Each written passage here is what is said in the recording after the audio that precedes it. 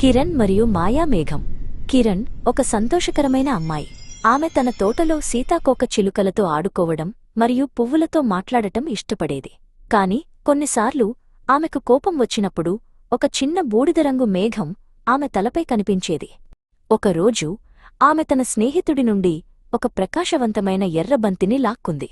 వెంటనే ఆ బూడిదరంగు మేఘం కొంచెం పెద్దదిగా మరియు ముదురు రంగులోకి మారింది. అది ఆమెకు బరువుగా అనిపించింది మరియు ఆమెకు ఆడుకోవాలని అనిపించలేదు. ఆ బూడిదరంగు మేఘం కింద కిరణ్ విచారంగా ఉంది. ఆమె ఒంటరిగా ఒక మామిడి చెట్టు కింద కూర్చుంది. ఆకాశంలో ఎత్తున ఉన్న దయగల సూర్యదేవుడు కిరణ్ యొక్క కాంతి మసకబారడం గమనించాడు. సూర్యదేవుడు తన వెచ్చని కిరణాలతో మెల్లగా మాట్లాడాడు. కిరణ్, ఆ మేఘాలు నీ కోపపు ఆలోచనలు మరియు దయలేని పనుల వల్ల ఏర్పడ్డాయి. కాని నువ్వు వాటిని పోగొట్టగలవు. సూర్యదేవుడు, ప్రతిరోజు చివరిలో నీ పనుల గురించి ఆలోచించు.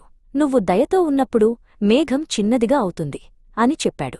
ఆ రాత్రి కిరణ్ తన మంచం మీద కూర్చుని ఆ రోజు గురించి ఆలోచించింది.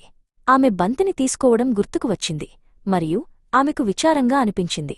ఆమె తన తలపై ఉన్న మేఘాన్ని అనుభూతి చెందింది. మరుసటి రోజు కిరణ్ తన స్నేహితుణ్ణి కనుగొని క్షమించు అని చెప్పి ఎర్రబంతిని తిరిగి ఇచ్చింది.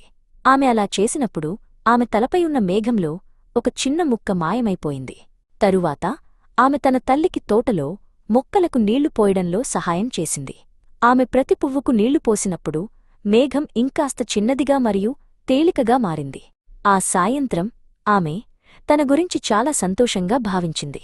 ఆమె తనలో తాను దయగా ఉండటం మంచి అనుభూతినిస్తుంది అని అనుకుంది.